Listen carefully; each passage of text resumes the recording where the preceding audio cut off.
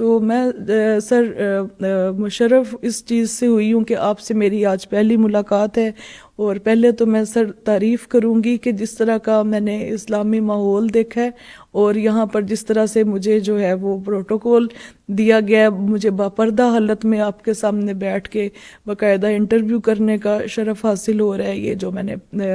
حجاب کیا ہوا ہے، یہ مجھے آپ کے ادارے کی طرف سے جو ہے اس سے نوازا گیا ہے ایز اے گفٹ، اور مجھے میں بہت اس چیز سے دلی سکون محسوس کر رہی ہوں کہ اللہ کا شکر ہے کہ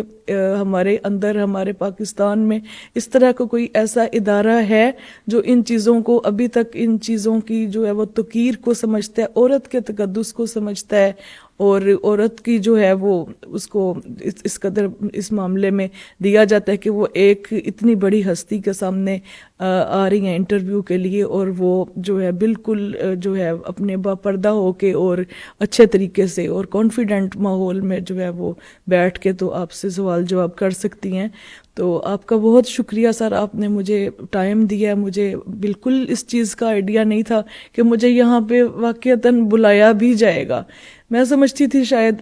2-4 منٹ کی آپ ٹیلی فونک گفتگو کر لیں گے اور مجھے مطمئن کر دیں گے، لیکن میں آپ سب سے پہلے آپ کے ادارے کی اور آپ کے میں بہت مشکور ہوں، اور آپ سے اجازت چاہوں گی کہ میں اپنے اس ٹاپک سے ریلیٹڈ آپ سے آپ کی رائے جان سکوں۔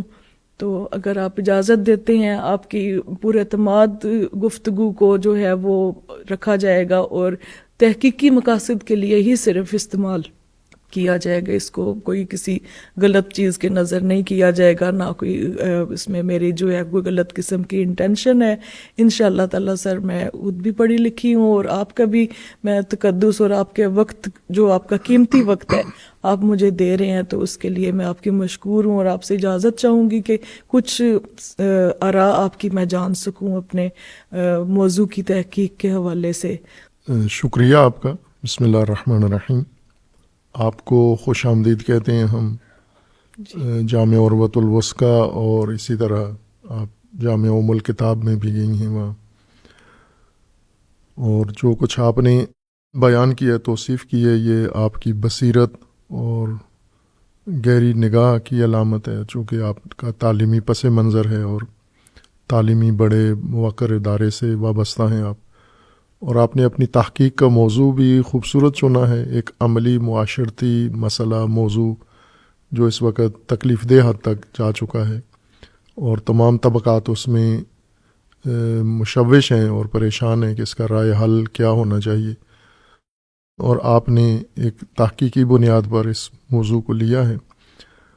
ہم دعا کرتے ہیں کہ اللہ تعالیٰ انشاءاللہ آپ کو آپ کی علمی زندگی میں، تحقیقی امور میں اور عملی زندگی میں اللہ تعالیٰ آپ کو کامیابیاں عطا کرے انشاءاللہ۔ بہت شکریہ۔ اور جو آپ کوشش کر رہی ہیں اپنی تحقیق کے ذریعے سے جس موضوع کو نمایاں کرنا، وہ بھی انشاءاللہ پاکستان کے حالات اور پاکستان کے مسائل کے اوپر مثبت تاثیر چھوڑیں اور رائے حل میں مددگار ہوں انشاءاللہ۔ جی انشاءاللہ جی۔